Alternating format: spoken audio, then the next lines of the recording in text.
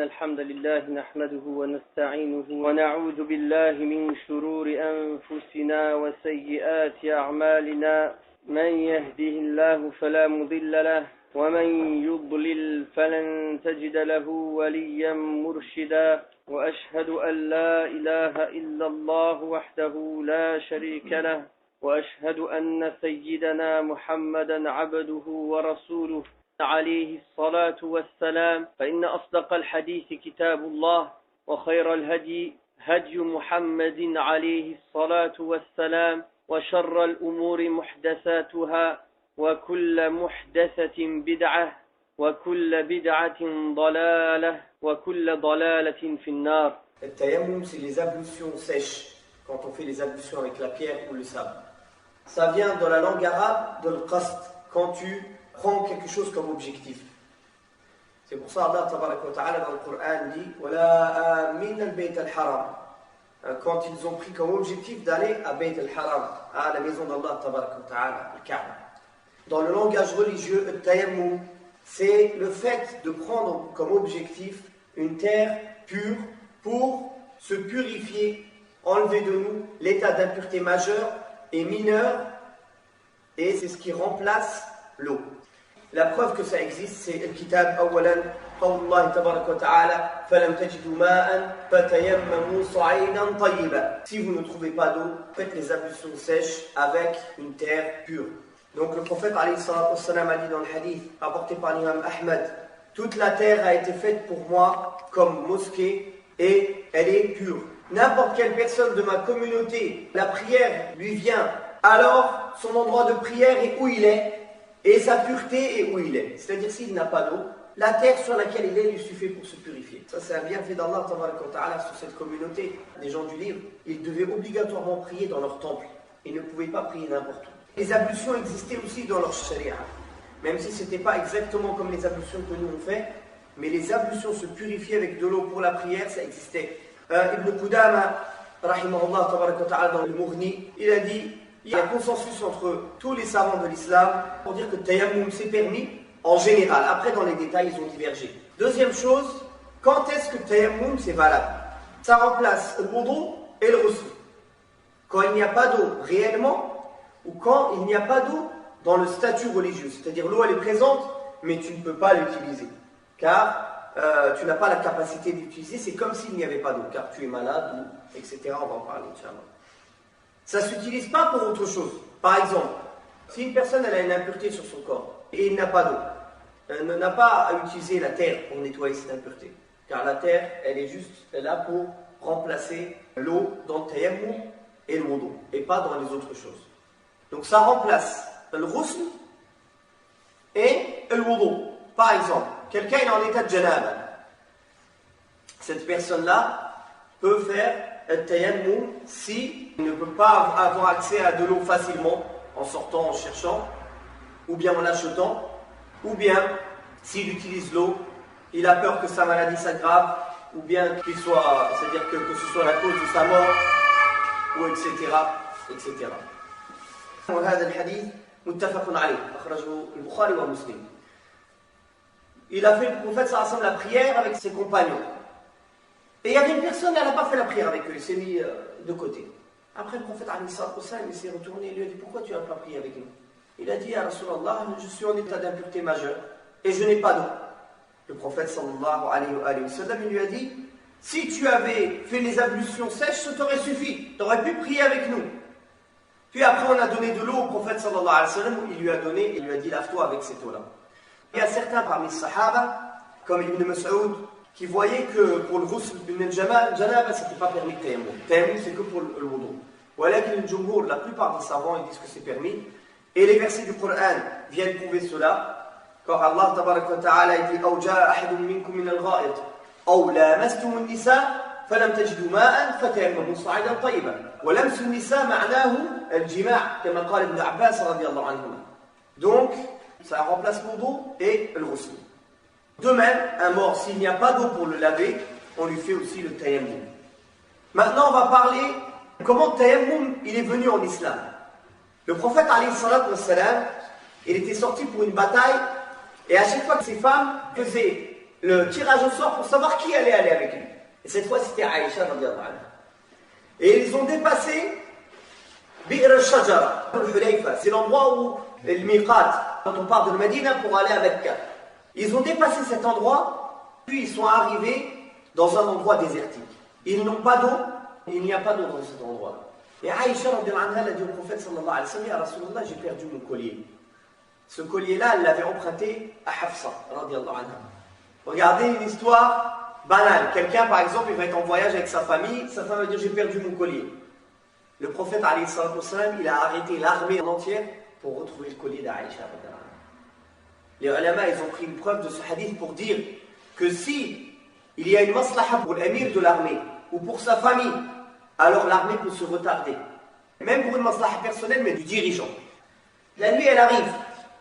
Et il a envoyé des gens pour chercher le collier d'Aïcha, retourner sur les pas d'eau par lesquels ils sont venus jusqu'à Médine. Ils sont revenus, ils ont eu salat subh en route. Et ils n'avaient pas d'eau avec eux. Et à l'époque, Tayammum ne s'était pas encore révélé. Alors ils ont fait salat sans l'eau et sans Tayammum. Et ils sont venus au prophète sallallahu alayhi wa sallam le matin. Entre-temps, qu'est-ce qui s'est passé? Il y a un sahabi qui s'appelle Usayd, il a été voir Abu Bakr, il a dit, Ya Abu Bakr, ta fille, elle embête le prophète sallallahu alayhi wa sallam, elle lui donne des soucis d'un collier alors qu'on est sorti pour quelque chose de plus important. Va parler à ta fille, va lui faire comprendre des choses. Ça, c'est une preuve que comment ça se passe dans l'islam al-adab. Si quelqu'un a un problème avec une femme, il passe par son wali, par son représentant légal. Donc là, ça prouve quoi? Le père, il a encore un pouvoir sur sa fille, même si elle est mariée. Bien qu'elle était mariée avec le prophète, alayhi salatu wassalam. Alors il est rentré, radiyallahu anhu, et il a trouvé le prophète sallallahu alayhi wa sallam allongé sur la cuisse de Aïcha. Il dormait. Et il parlait tout doucement, et il criait sur Aïcha. Comment ça, t'as pas honte? Tu fais perdre le temps à toute l'armée du prophète sallallahu alayhi wa sallam, juste pour ton collier. Et qu'est-ce qu'il fait? Pendant qu'il lui parle, il lui appuie aussi sur le côté. Quand en général, quelqu'un te met son doigt sur le côté, tu ne peux pas supporter. Mais Aïcha, elle se retenait pour ne pas réveiller le prophète sallallahu alayhi wa sallam. Après cela, ils sont revenus, donc le matin, et ils ont dit à Rasulallah, on a fait la prière, on n'avait pas d'eau, on a fait la prière à la halila. Le prophète sallallahu alayhi wa sallam, il leur a dit que c'était bon. Et Allah Ta'ala, il a révélé le verset de Tayammum. Et après, Usayd, qui était venu voir Abu Bakr et qui avait critiqué Aïcha, indirectement, il est venu pour se faire pardonner. Il est venu, il a dit, Wallah, c'est pas la première baraka qu'on a dans l'islam par votre cause, ô vous, la famille de Abu Bakr. La valeur de la famille d'Abu Bakr Siddiq, et qu'ils ont été la cause qu'on apprenne des choses dans l'islam. Qu'Allah Ta'ala nous facilite avec le tayammum, quand on est malade, quand on a peur de tomber malade, quand on est en voyage, on n'a pas d'eau. Et ça montre aussi comment le prophète il patientait sur ses femmes. Est-ce que vous imaginez le prophète avec son souci et l'objectif pour lequel il a envoyé? Tu viens lui donner le souci quoi d'un collier? Mais le prophète il ne s'est pas fâché, il ne lui a pas fait de reproches, comme à son habitude, sallallahu alayhi wa sallam. Il a même eu le souci de lui faire plaisir et de chercher où il était son collier. Et donc voilà ce hadith qui est muttafaqun alayh, qui est rapporté dans Bukhari et Muslim, qui est plus long encore que ça, et je vous ai résumé l'histoire. Maintenant, on va parler des situations dans lesquelles il est permis de faire tayammum, quand il n'y a pas d'eau, ou bien quand on ne peut pas l'utiliser. Certains ulama, par exemple, ils disent que s'il est sorti pour un voyage, pour une désobéissance d'Allah Ta'ala, il n'a pas le droit de faire tayammum. Mais sahih, c'est qu'il a le droit. Car sa désobéissance, son voyage, c'est une désobéissance à part, elle n'est pas liée à la prière. Mas'ala, si une personne elle a seulement de l'eau qui suffit pour certains de ses membres, il ne peut pas faire le don en entier. Dans le cas où il n'est pas sûr, il est obligé d'utiliser l'eau et d'essayer de l'économiser et de faire que les obligations. Par contre, s'il est sûr qu'en utilisant cette eau, il ne va pas pouvoir faire l'eau avec cette eau-là, ce ne sera jamais suffisant. Est-ce qu'il lave une partie de ses membres et après, quand il n'a plus, il fait tayammum? Ou bien est-ce qu'il fait tayammum directement? Ala qawlayn bayna al-ulama, ceux qui ont dit qu'il doit utiliser l'eau, ils se sont basés sur les généralités. Vous ne trouvez pas d'eau. Ils disent là, il y a de l'eau, donc il faut qu'il l'utilise d'abord. Et les hadiths aussi où le prophète sallallahu alayhi wa sallam dit la terre est pure tant que la personne ne trouve pas d'eau. Donc il dit là, il y a de l'eau. Et ceux qui disent qu'il doit faire tayammum directement, c'est qawlullah tabaraka wa ta'ala wa in kuntum junuban fattahharu. Si vous êtes en état de janaba, purifiez-vous. Avec de l'eau à la base. S'il n'y a pas d'eau, il n'a pas dit d'utiliser un peu d'eau, directement vous faites le tayammum. Il dit ça remplace le ghusl wal wudu. Tu ne peux pas faire les deux en même temps. L'eau et le tayammum, ça fait deux choses en même temps. Troisièmement, ils ont dit tu gaspilles l'eau, parce qu'à la fin tu vas faire tayammum. C'est que cette personne-là, s'il est sûr que l'eau ne lui suffit pas, il fait tayammum directement. Si une personne, pareil aussi, il est en voyage, il a de l'eau à boire, et il a peur que s'il utilise cette eau pour le tayammum, il aura soif après cela. Ou bien son compagnon, ils auront soif. Ou bien sa bête. Si cette eau ne suffit que pour boire pendant son voyage, alors il fait tayammum. Il n'utilise pas l'eau pour le wudu, voilà pour le ghusl. الحالة الثانية, quand il est malade. Allah tabaraka wa ta'ala aussi, il a dit, si vous êtes malade ou en voyage. La maladie, c'est pas juste un mal à la tête. Quand tu utilises l'eau, tu as peur que ta maladie s'aggrave. Ou bien ta guérison se retarde. Il n'utilise pas l'eau et il fait tayammum. Kadalika, s'il fait très froid et que tu n'as aucun moyen de chauffer l'eau et que si tu utilises l'eau froide, tu as peur de ou bien mourir ou bien tomber malade, dans ce cas-là aussi tu n'utilises pas l'eau. Kadalika, si tu as des blessures sur ton corps, dans ce cas-là, tu laves les parties de ton corps qui ne sont pas blessées et les parties qui sont blessées, tu les laisses. Mais si les blessures sont majoritaires, dans ce cas-là, tu fais tayammum. Qu'est-ce qu'on peut dire encore dans le tayammum? Une personne, s'il fait le wudu et il fait la prière, il sait que sa prière va la faire en retard. Est-ce qu'il fait le tayammum? Il y a une partie des ulama qui dit qu'il fait le tayammum. Il dit pourquoi il y a eu le tayammum? Justement pour pas que l'heure elle sorte. Et d'autres ulama disent non. Cette personne-là, il est dans deux cas. Ou bien il va sortir de l'heure parce qu'il a traîné, retarder la prière sans raison valable. Ou bien il a une raison valable, l'oubli, le sommeil. Donc comme le prophète alayhi salam a dit, il n'y a pas dans le sommeil de la négligence. Quelqu'un par exemple, il s'est endormi, il n'a pas fait exprès, l'heure de salat elle est sortie, c'est pas de la négligence. Le prophète sallallahu alayhi wa sallam dit, pour celui-là, l'heure de la prière c'est quand il se réveille. Bien sûr, c'est pas il s'est couché à 3h du matin, après il dit je ne me suis pas levé pour le fajr. Quelqu'un il a fait l'asbab, il s'est couché plus ou moins tôt, alors il s'est couché quand il a pu, il n'a pas traîné, il a mis son réveil, voilà, il s'est pas réveillé. Il se réveille, il fait sa salat, il n'a rien. Et ça c'est arrivé même au prophète alayhi salam. Donc la personne il a peur que l'heure de salat elle sorte. Est-ce qu'il fait tayammum? Certains ont dit oui, certains ont dit non. Wallahu a'lam, comme Cheikh Al-Albani rahimahullah il dit c'est une personne qui a traîné jusqu'à que l'heure de salat elle sorte, c'est de sa faute. Il n'a pas de tayammum à faire. Cheikh al-Islam ibn Taymiyyah il dit qu'il peut. Et il y a une parole qui est entre les deux, Wallahu a'lam, je pense que c'est la plus juste, c'est que si c'est une salat qu'il ne peut pas avoir autrement, c'est-à-dire salat al-Eid, salat janaza, alors là il fait tayammum. Voilà que pour les autres salawats, si c'est lui qui a été la cause de traîner, non. Il devra faire l'odo et il aura le péché parce que c'est lui qui a traîné et qui a laissé la prière jusqu'à qu'elle sorte. Dans le deuxième cas où il a oublié, il n'a pas de péché. Par exemple, quelqu'un se réveille 5 minutes avant Shuruk. Il a fait l'asbab mais il n'a pas pu. Il s'est réveillé 5 minutes avant Shuruk. Il doit faire le ghusl. Il fait le ghusl et même s'il fait salat après Shuruk, il aura fait salat à l'heure.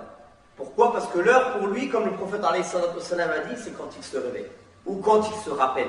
Par exemple, les gens, subhanallah, qui sont habitués à faire salat en jama'a, si ça arrive qu'il rate salat jama'a, des fois il peut oublier la salat. Donc un jour il n'a pas fait par exemple une prière, il l'a raté en jama'a, il s'est dit tiens je vais la faire en rentrant, après il oublie. Après il se rappelle que des heures après, il dit subhanallah j'ai pas prié de dhuhr. Alors cette personne-là, quand il s'en rappelle, il fait le dhuhr. C'est quoi le sa'id avec lequel on peut faire tayammum? Deux paroles pour les savants. Certains ils ont dit, c'est tout ce sur quoi il y a la terre et la poussière.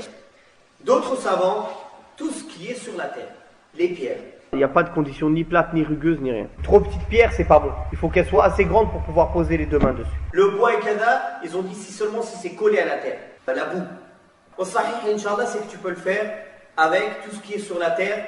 Le bois et l'herbe, ça ne rentre pas dedans. Même s'il y en a qui disent ça. Le hadith, ça ne fait pas partie de la terre. Allah Ta'ala, il dit le hadith. Les scientifiques aujourd'hui, ils disent que le fer ne vient pas de la terre. Une personne qui a ni l'eau, ni peut faire tayammum. Cette personne-là, elle fait salat à la hali. C'est quoi le dalil? On en a parlé. À l'époque, il n'y avait que l'eau. Il n'y avait pas de tayammum. Il a accepté qu'il fasse salat bidouni tahur, sans purification. Par exemple, quelqu'un, sallallahu alayhi wa sallam, est dans une prison. S'il trouve de la poussière, c'est bon. Cette poussière, elle peut servir comme tayammum. Sinon, il fait salat sans rien. Niya fi tayammum. Certains savants, ils sont très durs sur la niya dans le tayammum. Ils disent, si tu as l'intention, par exemple, je fais tayammum juste pour cette salat, ce tayammum, il sera valable que pour cette salat, pas pour autre chose. Donc le mieux, c'est de mettre l'intention de faire tayammum pour être en état de pureté, pour pouvoir faire la prière et tous les actes qui nécessitent les ablutions. Kadalik tayammum. Par exemple, quelqu'un qui n'a pas d'eau, ou alors il est dans les cas, il est malade, il veut toucher le mushaf, il fait tayammum, c'est valable. Tawaf aussi, autour de Kaaba, etc. Comment on fait le tayammum? Certains disent il faut que tu tapes une seule fois, tu fais le visage et les mains. D'autres disent tu tapes une fois pour le visage et une autre fois pour les mains jusqu'au coude. Le deuxième groupe se sont basés sur des hadiths daïf. Une parole, ils ont dit que c'était le prophète sallallahu alayhi wa sallam qui l'a dit, mais en vérité ça vient d'Abdullah ibn Umar. Et d'autres hadiths qui ne sont pas sahiha. Par contre, le premier groupe s'est basé sur des hadiths sahiha, où le prophète sallallahu alayhi wa sallam a dit à Ammar ibn Yasir, il te suffisait de faire comme ça. Il a tapé une fois la terre, il a passé sur son visage et sur ses mains. Parce que le verset aussi, il dit, effleurez vos visages et vos mains. Et les mains, dans l'oral arabia, si tu dis pas jusqu'à où c'est seulement ça. C'est pas comme dans le wudu. Pour dire que c'est pas seulement la main jusque là, mais jusqu'au coude. Mais quand on dit la main en langue arabe, c'est seulement la poignée. Et comme aussi dans le verset du Coran, le voleur et la voleuse, coupez-leur leurs mains. Et à l'époque du prophète, ce qui est connu, la main, ce qui est coupé, c'est la poignée. Une autre question. Une personne, elle a fait tayammum. Elle se lève pour faire la prière. Avant d'entrer dans la prière, l'eau arrive. Là, il y a un consensus entre les savants qu'il doit obligatoirement utiliser l'eau.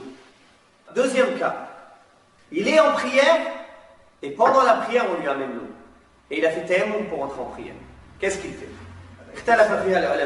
Le premier groupe de savants, ils ont dit, il ne sort pas de sa prière. Pourquoi? Parce qu'Allah Ta'ala dit n'annulez pas vos actes. Donc dans les actes obligatoires, c'est interdit de les annuler. Par exemple, tu rentres dans une prière obligatoire, il t'est interdit de sortir de la prière. Tu dois la finir. Il est entré en prière, il a entendu un bruit, Hisham, il a eu peur, il est sorti de la prière. Il n'a pas le droit de sortir de la prière, il doit la finir. Sauf si tu vois quelqu'un va tomber dans un trou, un aveugle, un enfant, par exemple, il peut se couper un membre ou se brûler. Par exemple, tu es en salat à la maison. Tu vois ton enfant, il va jouer avec l'électricité. Tu sors de salat, tu vas le sortir, tu le mets dans un endroit tranquille, après tu fais ta salat. Certains disent, il faut éloigner les enfants de vos mosquées. Ce hadith, il n'est pas sahih. Et au contraire, les autres hadiths nous prouvent que les enfants venaient à la mosquée au temps du prophète sallallahu alayhi wa sallam. C'est quand dans le Fajr, il entendait les enfants pleurer, il allégeait la prière. Donc il n'y a pas de mal à les emmener.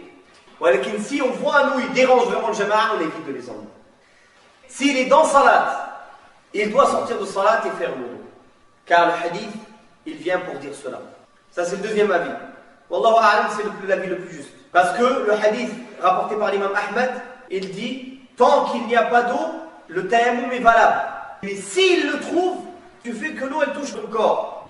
Le troisième cas, il a fini la prière avec tayammum et l'eau arrive, il y a encore du temps pour l'heure de la prière. Qu'est-ce qu'il fait? Trois madhab de l'ulama. Le premier groupe, ils ont dit, il lui est obligatoire de faire wudu et de recommencer salat. Le deuxième groupe, ils ont dit, il lui est préférable de faire wudu. Et le troisième groupe, ils ont dit, il lui est préférable de ne pas refaire salat. Le premier groupe, ils se sont basés sur quoi? Sur les versets généraux et les hadiths. Que le tayammum c'est valable tant qu'il n'y a pas d'eau. Ceux qui ont dit qu'il n'est pas obligé de recommencer, ils se sont basés sur quoi? Ils ont dit, comment vous pouvez lui obliger de refaire une salade alors que le prophète sallallahu alayhi wa sallam a interdit de faire la même salade deux fois? Quand cette personne il a fait tayammum la première fois, est-ce qu'il a obéi à l'ordre d'Allah? Oui. Il n'avait pas d'eau, il a fait tayammum. Est-ce que sa salade elle était sahiha? Oui, elle était sahiha. Alors comment vous pouvez l'annuler? Donc, ceux qui disent que ce n'est pas obligatoire de faire le wudu, ils ont plus de preuves. Et ils ont une autre preuve, un hadith du prophète alayhi salatu wassalam. Il y avait deux parmi les sahaba qui sont partis en voyage ensemble. Et dans le voyage, ils avaient fait tayammum, ils n'avaient pas d'eau. Après, ils ont trouvé de l'eau et l'heure de salat, elle n'était pas encore sortie. L'un d'entre eux a fait le wudu, il a refait salat. L'autre, il a dit non, moi je ne fais pas. Et les deux, ils sont venus voir le prophète alayhi salatu wassalam. Il a dit au premier qui n'a pas refait salat, ta salat elle est valable et tu as gagné la sunna. Et au deuxième, il lui a dit, tu as une double récompense. Parce qu'il a prié deux fois. Il ne connaissait pas l'ordre du prophète sallallahu alayhi wa sallam dans cette mas'ala. Il a fait l'ijtihad. Donc il a une double récompense parce qu'il a fait l'effort deux fois. Ça prouve que la personne, elle n'est pas obligée de refaire salat. Maintenant, est-ce que c'est préférable pour lui de le faire ou non? La sunna, c'est mieux que ajrayn. L'autre, il a eu ajr marratain. Pourquoi? Parce qu'il ne connaissait pas l'ordre du prophète alayhi salatu wa sallam dans cette mas'ala. Il a fait l'ijtihad. Donc il a eu sa récompense. Voilà que maintenant, si toi tu connais l'ordre du prophète sallallahu alayhi wa sallam dans cette question, et tu la recommences, tu auras fait une bid'a. Tu n'auras pas l'ajr marratain, tu auras de l'ism, parce que tu auras désobéi à l'ordre du prophète alayhi sallam, Qui t'a dit asort as-sunnah? Et ça, ce hadith, aslun azim, ça fait comprendre beaucoup de choses. Par exemple, quelqu'un après Adhan al-Fajr, il fait 8 rak'at. Celui qui a fait 2 rak'at, il est mieux, parce qu'il a fait la sunnah. Un autre exemple, quelqu'un, sunnat al-Fajr, il allonge. Et un autre, il dit, Qul ya ayyuhal kafirun et Qul huwallahu ahad. C'est quoi le mieux? Le premier, parce que la sunnah, c'est de lire léger. Aïcha radiallahu anha, elle dit, quand le prophète sallallahu alayhi wa sallam faisait les 2 rak'at sunnat al-Fajr, je ne sais même pas s'il avait le temps de finir la Fatiha. De même, quelqu'un il fait tawaf. Après le tawaf à Mecca, il fait rak'atain derrière Maqam Ibrahim. Il dit, ah, je suis dans un endroit Mubarak là, ici, je vais faire 4 rak'at, 8 rak'at. Et un autre qui fait 2 rak'at. C'est quoi le mieux? 2, pourquoi? Parce que la sunna c'est 2. Donc ça montre quoi? Que la sunna c'est mieux que beaucoup. Des fois tu veux faire beaucoup, c'est comme ça que justement tu fais des choses qui ne sont pas dans la sunna du prophète sallallahu alayhi wa sallam. Et c'est comme ça que les gens ils ont inventé des choses dans la religion. La sunna c'est mieux. La sunna c'est la réussite. Non. Qu'est-ce que ça veut dire il n'y a pas d'eau? C'est que tu n'es pas capable de trouver de l'eau dans un périmètre accessible avant la sortie de l'heure. Que ce soit en achetant ou en trouvant même l'eau qui est dans les flaques, ici tu peux faire l'eau avec. Wallahu ta'ala a'la wa a'lam wa sallallahu ala Muhammad wa ala alihi wa sahbihi wa sallam walhamdulillahi rabbil alamin.